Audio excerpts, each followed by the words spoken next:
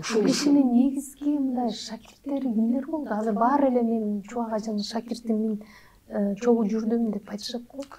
Бул кишинин шакирттери Кыргызстан эли баары шакирттери. Бардыгынын акысы бар. Ошол кишиден жакшы сөз үйрөнгөндүн, бир тамга үйрөнгөндүн баары анын шакирти болуп саналат.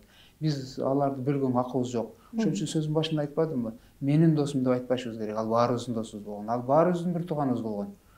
Ал киши жок, ал киши тирүү кезде ошентип айтсак болот эле. Ал киши азыр баарыбызга бирдей болушу керек да. Шакирттери Кыргызстандын ал кишинин сабагын уккан бардыгы анын шакирттери. Бирок өзгөчө сабак уккан шакирттери да бар. Аны айтпаса болбойт. Мынакей Меккедеги Абдували деген дамла бар, ошону окуткан. Мынакей Олжобай Алимбеков деген сабак берип атат, ошол кишини окуткан. Калыс деген баланы окуткан. Азыр Калыс деген бала окусун бүтүп атат. Аябай өзгөчө ошол кишини баса белгилеп айтат эле. Калыс, калыс деп турат эле. Андан кийин Шумкар деген баланы окуткан. Дагы бир 3-4 баланын тилдери унутуп калып атам.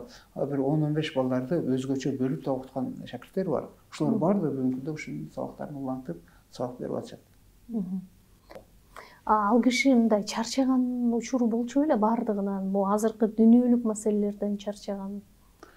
Чарчайт эле, чарчаганда ошо сөз түрдө айтат эле, аябай чарчадым, эс алай эле. Кантип эс алчу эле? Эс алып жанагындай маанай көтөрүү менен балыкка чыгат элек, ат минет элек. Өзүнүн хоббилери бар беле? Кээ бир досторубузга чалып эле, давай биз сеникине баратабыз. Тиги немеңди раста. Деп эле барып эле ошентип эс алат эле. Аларга дагы аябай жакшы белек болчу турбайбы? Сүйүнөт эле. Ушундай бир кыялдары бар эле Чубак ажынын. Тартыныш мындай болот. Мен сеникине бүгүн барган атам даярдап койгун. Деп эле кадимкидей эле барып эле ошентип алар жан дили менен дасторконун жайып бизди күтүп алып же сүйүнүп.